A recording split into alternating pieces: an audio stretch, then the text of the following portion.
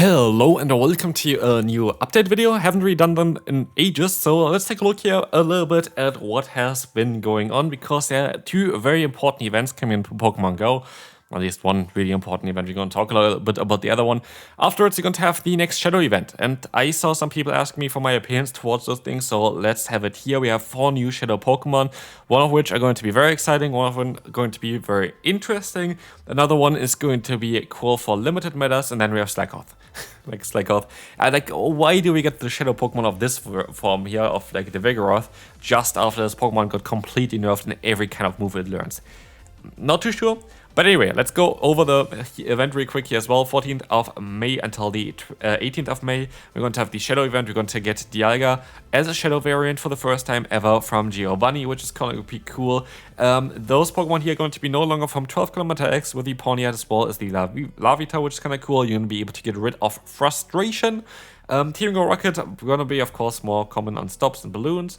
You have wider IFV range for Pokemon caught from 1 in 3-star Shadow rates, which is really cool for PvP, where we're going to have a lot of Pokemon here as well. They're going to be interesting, like the Magnemite, like the Cyndaquil, like the Grumpig that you can get from here, like the Lapras that you can get from here, like the Mamoswine that you can get from here. A lot of cool Pokemon from raids that you can get, as well as there's like a research right now where you can get like the King Crown and the Queen Crown thing here for Nidoking and Nidoqueen, which is kind of cool.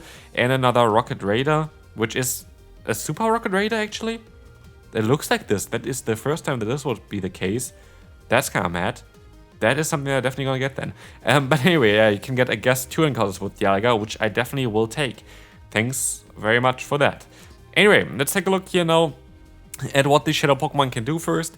And here we're going to start off with the best of them all. That's going to be MALAMAR. If we're going to take a look here, PvPoke is a bit bugged for me recently. That's why I'm not going to do too much with it here. We're going to see here that it's going to be better already in the one shield scenario than the normal one. Where you're going to see as well, it's just like this Pokemon going to have so much more fast move pressure, which is so great for this thing. So I would assume that Shadow MALAMAR is going to become instant meta. I'm going to try to recalculate. It actually worked. That's kind of cool. Here, I guess if it's perfect IVs against them, it's not going to be as great, but I do think that the Shadow MALAMAR is going to have so much play, especially in the 2-shield scenario. You have so much more fast move pressure that you beat a Zero quite easily. Blastoise even. Gastrodon, Superior, very important matchups. I do think that the Shadow version of MALAMAR are going to be super important. There are most likely also some more breakpoints that you can get as well, which are going to flip some more matchups, which means that this Pokemon is absolutely meta and going to be top hunt for you for PvP for sure. Next up is going to be Amura and Aurorus, a Pokemon that I'm mainly interested in because I love Aurorus. Like, this Pokemon is so cool for me when I play it. Has great stats as well, like 2000 stats product is really, really good.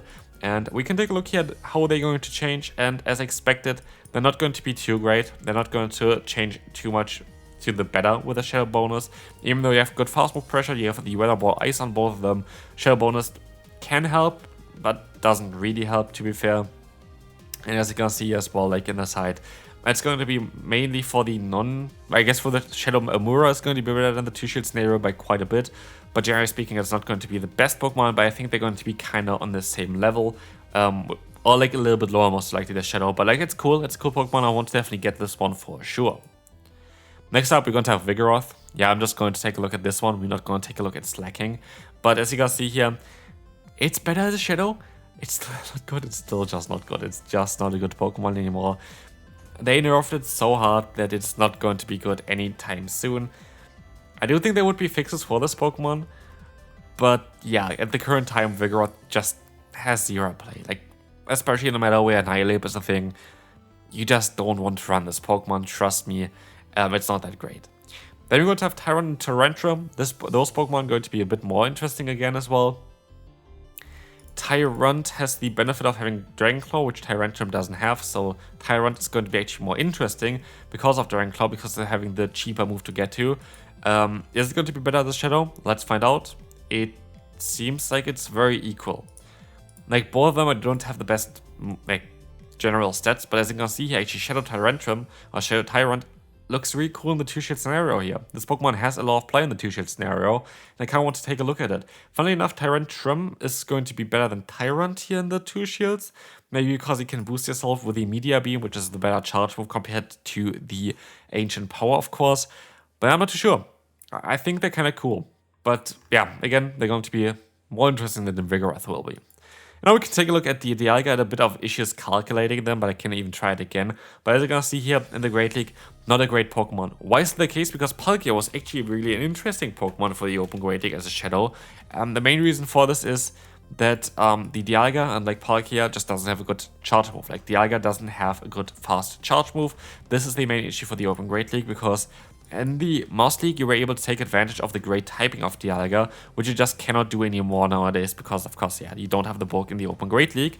And so, let me see if this works finally now. It didn't work out for just literally 5 minutes or whatever before the video. It does work out now.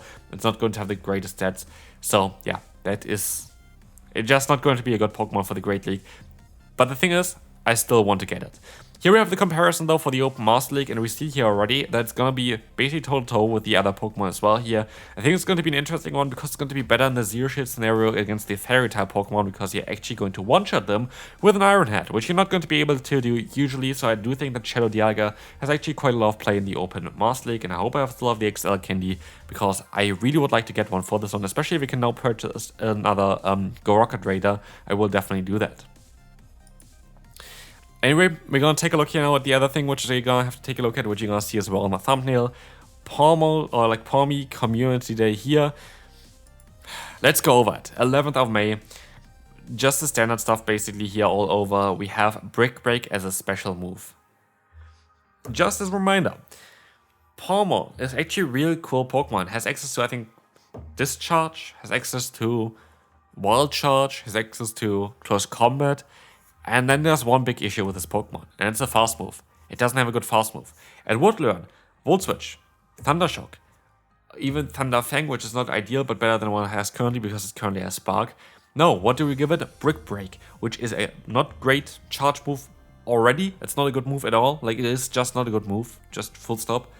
And yeah, you even would have the option to give it Upper Hand, which is a move that it learns in the current generation there, which is a move that they recently put in there. But no, they don't go for that one for the Pawmot. We go for Brick Break, which is an absolute trash move.